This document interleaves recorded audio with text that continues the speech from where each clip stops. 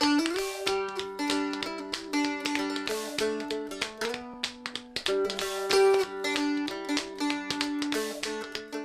we're here at Wilson Elementary School, and I'm here with Principal Tom Meagher. And we are here to show you some examples of some of the things that are going to be covered with the bond issue.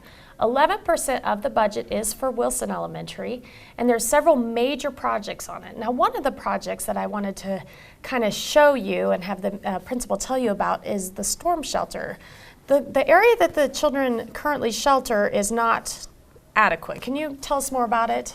The area where we have them right now is basically some of this hallway area that we are standing in right now. We just have them against the walls coming through these hallways with their heads covered right in these areas.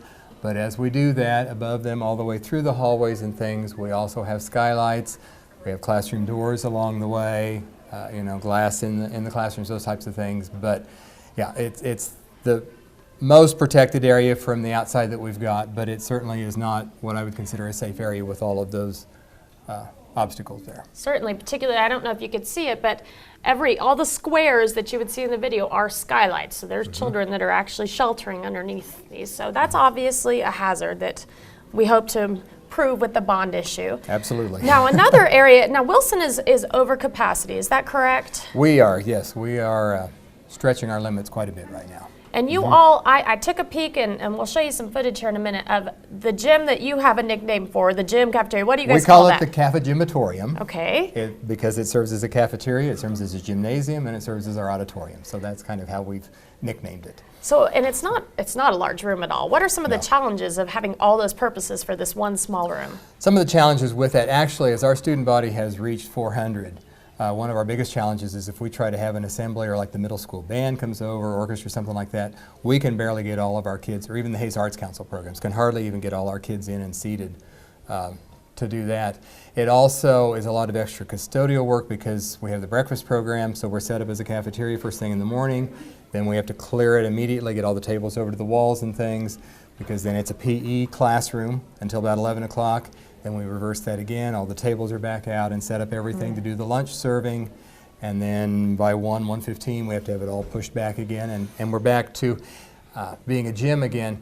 And the other thing that really limits how we can schedule our PE classes and things, because so much of those chunks of time, it's serving the other purposes. And so, yeah, it's way too much going on. It's also another, what I would consider a safety factor, because you've got all those tables folded up, but they're along the wall as the kids are running around in the gym and things. We've got our milk coolers with sharp edges and things right there. Lots of concerns. And just the space, as our numbers have grown, the class sizes are larger, and it's a lot of bodies in there at one time. And it's great. We want our schools to grow. We want our town to grow, but we need our schools to grow with them, obviously. Right. The final thing that I wanted to just address with you is the security of the schools. When I arrived here, it was lovely, walk right in the front door, walk straight to the office, or I could have had my choice to go down any of the hallways that I would have wanted to. The problem is, and I was reading this online, so since 2013, there have been 174 school shootings, which we probably don't even hear about most of them. You think you hear about them all. This is something that we're addressing throughout. Is this something that you feel like is it something that people need to consider? Yes, I absolutely do. We actually are more fortunate than some of the buildings because at least our secretaries kind of have a view of the front door. But still, if somebody was coming in and would go down that first hallway, it's game over before we can even catch up with them.